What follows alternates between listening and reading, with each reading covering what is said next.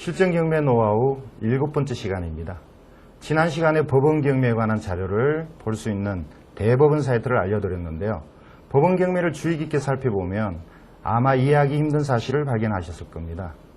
일부 유망 아파트를 중심으로 최초 감정가를 훨씬 웃도는 낙찰이 속출하고 있다는 것. 그리고 뜻밖의 이런 물건이 신규 입찰이 아닌 2회 입찰하는 물건이라는 것이죠.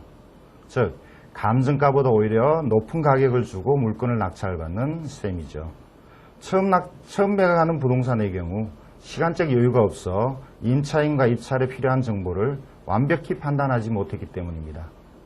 다른 사람이 분석한 물건에 의존하지 말고 스스로 분석하고 남들보다 한 발 앞서 행동하는 습관, 그것이 여러분의 경쟁력이 될 것입니다. 오늘은 부동산 경매에서 꼭 확인해야 하는 현황조사에 대해 알아보겠습니다.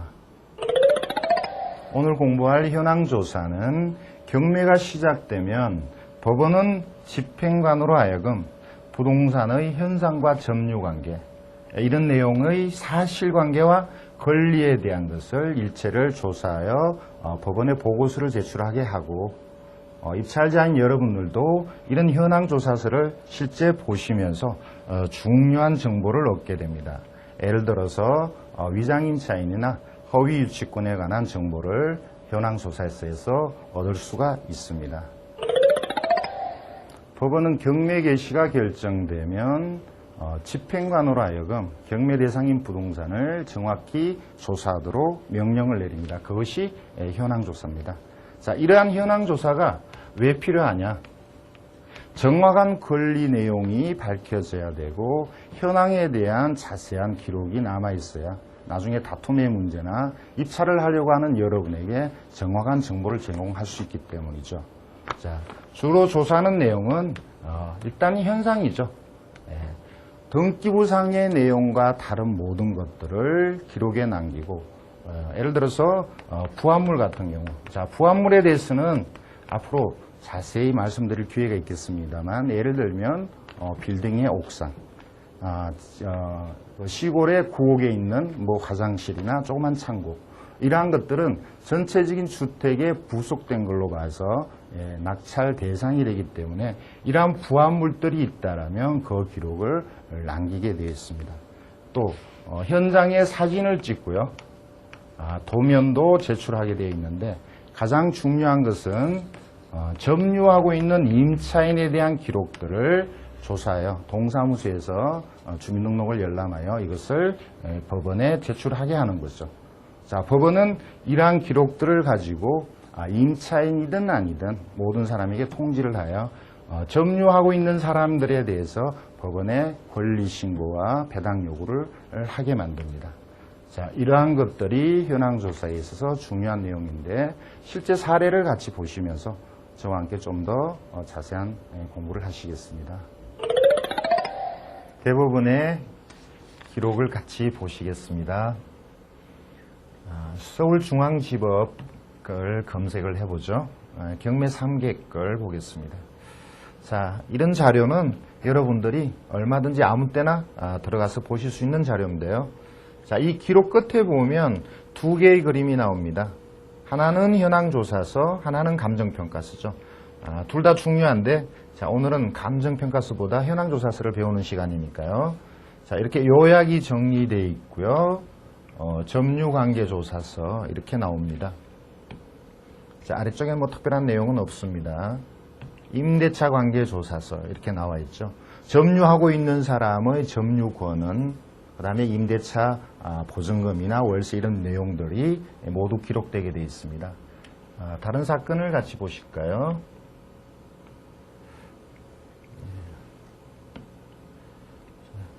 그 다음 사건을 보겠습니다. 역시 현황조사서에 대한 기록이 나오고 있습니다. 점유관계 나와 있죠. 자, 아래쪽에 보면 부동산의 현황에 대해서 집행관이 조사한 기록들을 모두 올려놨습니다. 자, 여러분들이 관심이 있다면 모두 꼼꼼히 보셔야 될 내용입니다. 자, 임대차 관계조사서에는 임차인에 대한 기록이 전혀 없습니다. 그러니까 임차인이 없거나 대항력이 없는, 권리가 없는 사람이 있다, 이렇게 추정할 수 있겠네요. 자, 실제 사례를 같이 좀 보실까요? 예. 경기도 부천의 빌라가 경매가 나왔습니다. 자, 여기 위에 보시면 한샘맨션 A동 201호. 자, 기록이 보이시죠? 자, 평범한 물건으로 보입니다. 자, 이런 것은 빌라에 자주 나오는 일인데, 자, 여기는 1동 201호로 되어 있습니다. 위에는 A동 201호, 1동 201호. 자, A동이 1동이라는 것은 어느 정도 유추가 가능합니다만, 간혹은 가동 201호 이렇게 나왔을 때 A동을 가동으로 볼 수 있느냐, 이런 데 있어서 법적으로 문제가 되기도 합니다.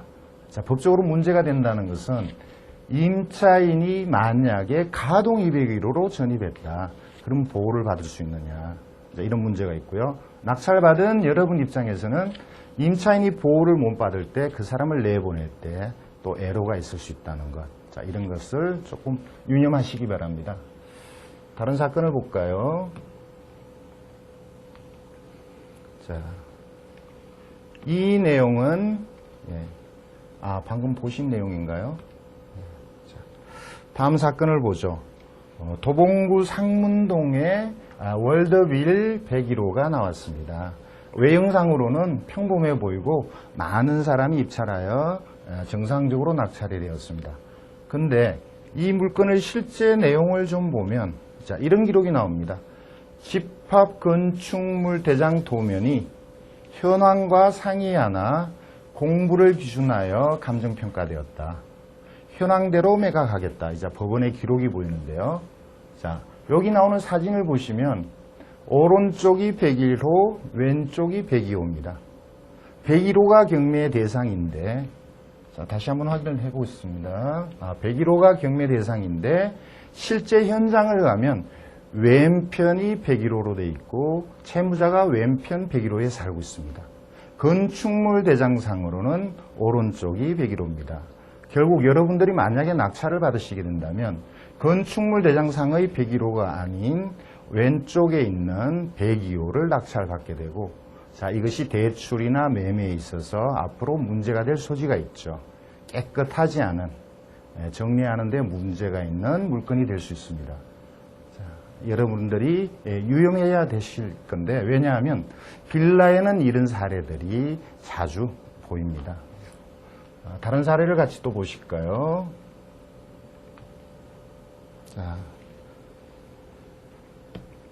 자, 종로구 평창동에 건물이 하나 나왔습니다. 다세대고요. 경매를 정상적으로 진행한 것은 아닙니다만, 자, 여기 보시면 특별한 기록이 하나 나옵니다. 자, 여기 기타 참고란을 보시면 건축물 대장상 위법 건축물이다. 자, 이런 기록이 나오고, 낙찰자는 범칙금이나 원상 회복의 문제도 같이 인수하는 조건이다. 자, 이런 기록이 있습니다. 자, 이런 것을 낙찰받게 되면 결국은 내 소유가 되었지만 문제가 되는 건물이므로 원상 회복해야 되고, 원상 회복할 때까지의 벌과금, 이행강제금이라고 그러죠. 이런 부담을 안게 되는 거죠. 자, 이런 기록이 없는 상태에서 만약에 여러분이 낙찰을 받고 낙찰받은 후에 이 불법 문제가 알게 되셨다면 그때는 불허가 사유가 되는데, 대금을 납부한 이후에 알게 되셨다면 돌이킬 수 없는 상황이 되기도 합니다. 그러므로 이런 기록들을 꼼꼼히 보시고 그런 내용을 알고 판단을 하시고 입찰을 하시든지 아니면 안 들어가셔서 피하시는 게 좋다고 저는 봅니다. 자, 비슷한 사례가 하나 더 있습니다. 자, 경기도 안산시 상록구에 있는 빌라입니다. 자, 역시 외형상으로는 정상적으로 낙찰이 되었는데요. 자, 기록을 보시면 역시 앞의 사건과 비슷한 내용이 나옵니다. 제시외 부합물. 자, 보통 빌라의 제시외 부합물이라 그러면 원래 건축 허가를 받고 지은 건물 외에 옆에 부가적으로 조금 더 정축한, 독립성이 없어서 결국 경매 대상에 포함되는 그것이 제시외 부합물입니다. 자, 제시외 부합물도 경매 대상이므로, 자, 이것을 낙찰받았을 때 그 부분에 대한 책임 또한 낙찰자가 지게 되는 것인데, 자, 이런 기록이 나옵니다. 안산시 상록구청이 원상복구 시정명령을 내렸고 이행강제금이 계속 부과되고 있다. 그래서 낙찰되고 난 다음에 이행강제금은 역시 이 낙찰자가 부담해야 되고 언젠가는 원상복구해야 돼. 역시 낙찰 받으면 안 되는 그런 물건으로 생각을 하셔야 됩니다. 자, 그래서 현황조사서를 여러분들은 입찰하시기 전에 꼼꼼히 체크를 하셔야 되는 거죠.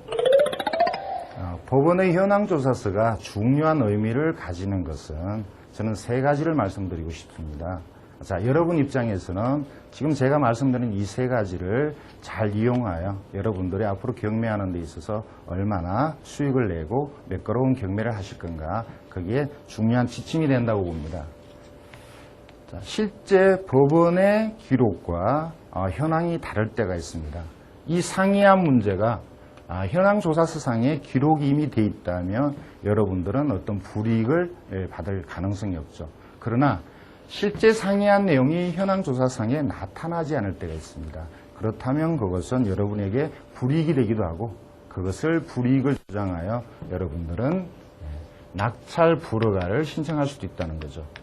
그래서 입찰하기 전에 법원의 이 기록, 현황조사서를 여러분들은 꼼꼼히 읽으셔야 되고 현황조사서와 다른 현장의 내용을 여러분들은 잘 판단하셔서 정상적으로 그걸 감안하여 낙찰을 받으시거나 나중에 그런 것들이 밝혀졌을 때는 불허가의 사유로 삼으셔서 그 부동산을 낙찰받지 않는 쪽으로 회귀를 하셔야 되겠죠.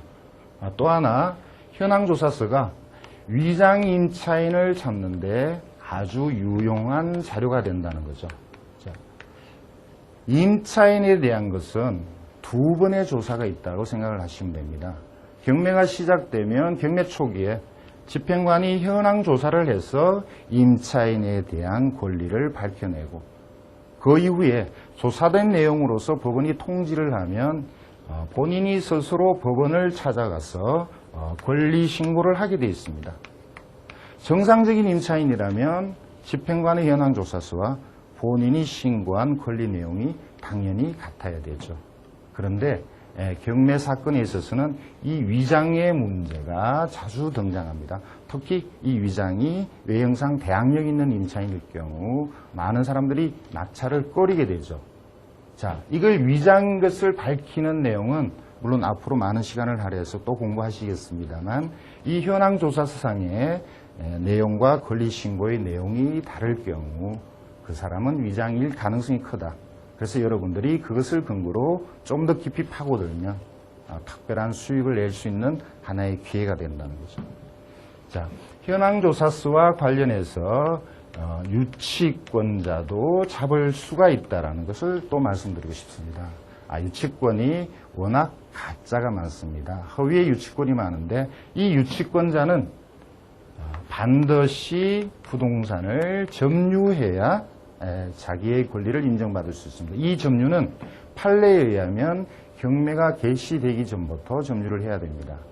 그런데 경매가 시작되어서 집행관이 현황조사를 할 때 이 유치권자의 점유에 대한 기록이 나타나지 않았다면 역시 허위의 유치권일 가능성이 크다는 거죠. 만약에 낙찰자와 유치권자가 낙찰 이후에 다툼이 있다면 현황조사상에 나타나지 않은 유치권자의 점유, 이 문제로 해서 낙찰자가 유리한 그런 중요한 서류가 된다는 것을 말씀드리고 싶습니다.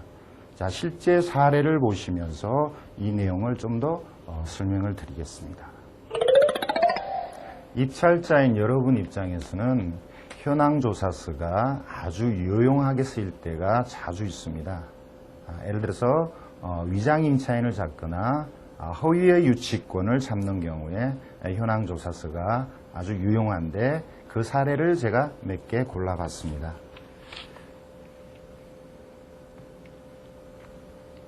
자, 서울특별시 신정동의 빌라입니다. 대체적으로 정상적으로 낙찰된 것처럼 보이는데요. 자, 기록을 보시면 자, 여기에 채무자와 서시죠. 채무자와 같은 성을 가진 분이 임차인으로 기록이 되어 있고 대항력을 주장하고 있습니다. 자, 대항력에 대해서 또 한 번 더 말씀을 드리면 등기부상에 가장 앞에 설정된 가압류나 건저당이 일단 대항력이라고 생각을 하시죠. 말소기준권리라고 생각을 하세요. 말소기준권리에 대해서 역시 두어 시간 자세하게 설명드릴 시간이 있을 겁니다. 현재 여기서는 2001년 3월 30일 건저당이 말소기준권리입니다. 이 기준권리보다 먼저 전입한 임차인은 우리는 대항력이 있다. 그래서 여기 계신 분이 대항력이 있는 걸로 일단 기록이 나와 있습니다. 대항력이 있는 걸로 표시를 했죠. 그런데 실상 채무자의 관계가 여기 기록이 되어 있습니다. 자, 이런 기록은 현황조사서상의 집행관이 조사한 기록이죠. 자, 채무자의 누이가 전체 방 2칸 중에 한 칸을 쓰고 있다. 나머지 방 한 칸은 채무자가 쓰고 있다. 자, 이런 것을 친인척 간에 동거하는 형식이 되기 때문에 가족 공동생활이라고 볼 수 있습니다. 이 진정한 임차인으로 인정받을 수 있느냐? 인정받기가 어렵죠. 자, 이런 데 대해서 인정을 받는 데면 여러분들은 낙찰받으면 안 되거나 아니면 인수해야 될 3,800만 원 인수해야 될 금액을 고려해서 입찰을 하셔야 되는데 인수하지 않아도 된다라면 여러분들은 정상 가격 또는 그보다 저렴한 가격에 낙찰받을 수 있는 기회가 되죠. 자, 그래서 현황조사서가 여러분에게 수익을 낼 수 있는 하나의 좋은 자료가 된다는 것을 말씀을 드렸습니다. 다음 사건을 볼까요?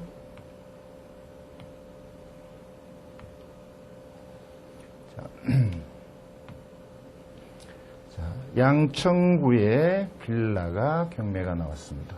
방금 말씀드렸던 사건이네요. 다른 사건을 보겠습니다. 자, 강북구 미아동에 역시 빌라가 하나 경매가 나왔습니다. 이것은 좀 예상 밖이네요. 5천만 원에 감정된 사건이 1억 8천, 대단하죠. 1억 8,600, 무려 34명이 입찰을 했습니다. 아마 호재가 있는 것 같습니다. 제가 볼 때는 재개발 구역 안에 들어가는 사건이 아닐까. 자, 그런 생각이 들어갑니다.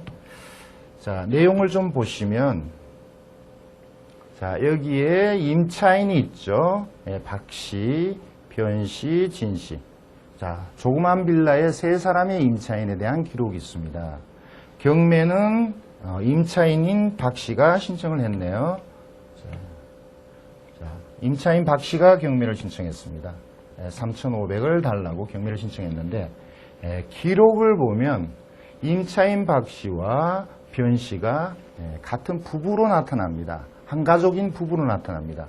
그러면 결국 3,500을 경매를 신청했지만 그 밑에 있는 변숙조씨, 변씨의 2,800은 대항력이 없다는 거죠. 중요한 내용입니다. 자, 이런 기록들이 어디에 나타나느냐? 자, 매각물건 명세서나, 자, 매각물건 명세서를 보시면, 자, 여기에는 임차인에 대한 전반적인 기록이 있네요. 다른 거를 볼까요?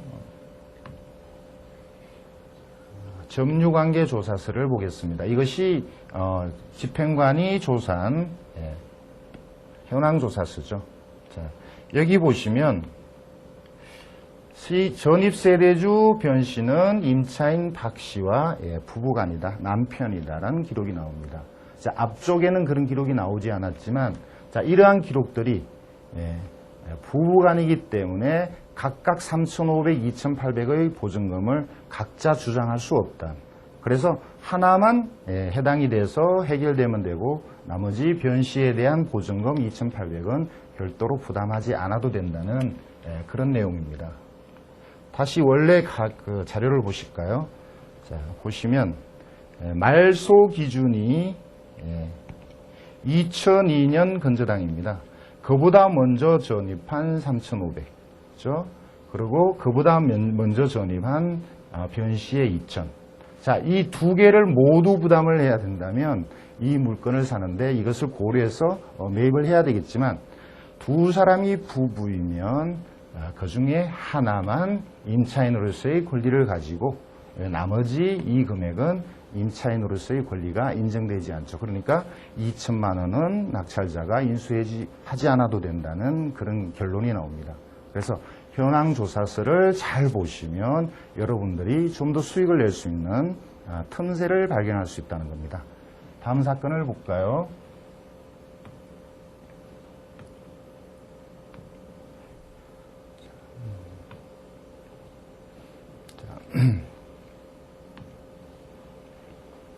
서울특별시 증산동에 아파트가 경매로 나왔습니다. 그냥 보통의 중형 아파트입니다. 2억 6천이 2억 3,500. 거의 정상적인 금액에 낙찰이 됐네요. 자, 내용을 좀 더 보실까요? 자, 여기 보시면 두 사람의 임차인에 대한 기록이 나옵니다. 자, 조그만 중형의 아파트에 문 씨가 주거용 전부를 점유한다는 기록. 또 한 사람의 윤 씨가 주거용 전부를 점유하고 있다는 기록. 자, 두 사람이 주거용 아파트를 동시에 점유하고 있다는 이것은 모순된 내용이죠. 그리고 각자 보증금을 주장합니다. 자, 이거는 둘 중에 하나가 가짜라는 반증이 됩니다. 자, 기록을 좀 더 보시면 문 씨의 경우 현황조사 시 집행관이 방문하여 조사할 때 분명히 무상임차인이라고 진술을 했었습니다. 자, 그것을 나중에 번복하여 다시 임차인으로 지금 주장하고 있는 거죠. 자, 정상적인 임차인이라면 무상임차인이라고 진술하지도 않았을 것이고, 그렇게 진술을 했다면 이것을 번복하여 다시 권리를 주장하는 것은 인정받기가 어렵습니다. 자, 진정한 임차인이라면 문 씨가 7천만 원이라는 거금을 여러분들이 인수를 해야 돼요. 자, 대항력 있는 임차인이기 때문에 그렇습니다.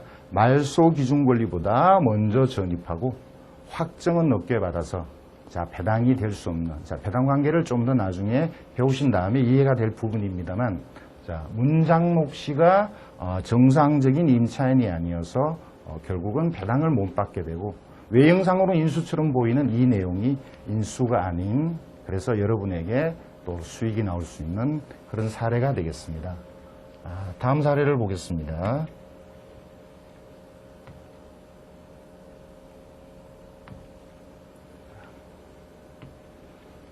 자, 이것은 상가입니다. 예, 상가가 경매가 나왔네요. 자, 이 지역은 요즘 많이 주목을 받고 있죠. 미군이 철수를 하고 아니면 남쪽 평택으로 이전을 하고 이 일대를 개발한다는 문제가 있어서 많은 사람들이 관심을 가지는 곳입니다. 자, 여기 지도상으로 분홍색으로 보이는 곳은 대체적으로 상업지역입니다. 상업지역의 중심에, 그러니까 시장입니다. 시장 안에 있는 건물이니까 나름대로 수익성 있는 건물로 보입니다. 자, 기록을 좀 볼까요? 자, 상업지역이라는 내용이 나오고요. 자, 임차인에 대한 기록이 나오는데, 자, 여기서 중요한 것은 이 건물을 짓다가 현재 멈춘 상태라는 거죠. 자, 리모델링을 하다가 중단된 건물. 그러니까 분명히 누군가가 공사를 했을 테고 그 공사비가 제대로 지급 안 됐을 가능성. 그래서 결국 유치권에 대한 내용이 나옵니다. 자, 유치권이 진정한 유치권이냐? 자, 미수대금, 미수공사대금에 대한 유치권자의 주장이 진짜냐 가짜냐가 아주 중요하죠. 그 금액이 3억 8천입니다. 자, 여기에 대해서 여러분들은 현황조사상으로 이 내용을 확인할 수가 있습니다. 같이 한번 보실까요? 자, 그래서 내용이 좀 글씨가 작습니다. 자, 보시면 현황조사서상에 기록이 나옵니다.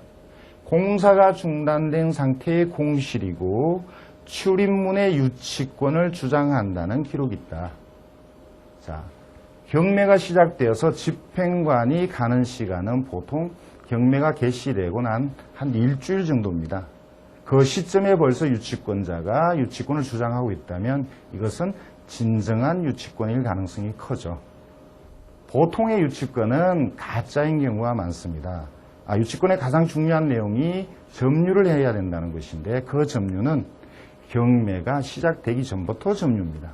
보통은 경매가 시작된 이후에 점유를 많이 하는데 그것을 입찰자인 여러분이 입증하는 것은 결코 쉽지가 않습니다.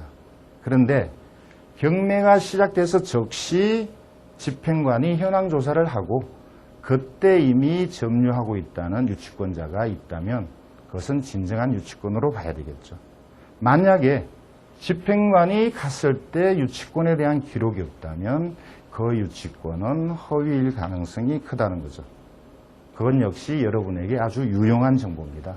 유치권을 이용해서 여러분들이 수익을 낼 수 있는 하나의 기회가 되는 것이죠.